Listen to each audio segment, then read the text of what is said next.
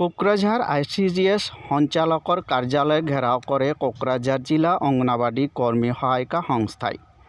মঙ্গলবার দিনা 11 বজাৰ পৰা অঙ্গনাবাড়ি কর্মী সহায়িকাৰ বেতন বৃদ্ধির দাবিত কোকরাঝাড় আইসিডিএস সঞ্চালকৰ কার্যালয় ঘেরাও কার্যসূচী গ্রহণ করে কোকরাঝাড় জিলা অঙ্গনাবাড়ি কর্মী সহায়িকা সংস্থার কর্মকর্তাসকলে। আইসিডিএস কার্যালয় ঘেরাও কার্যসূচীর নেতৃত্ব দিয়ে সংস্থার কাঞ্চি মুসাহারি, হরিপ্রিয়া রায়, ঝর্ণা বর্মন আৰু উক্ত সংস্থাৰ উপদেষ্টা সন্তোষ গুহ বুলি জানিব পৰা গৈছে।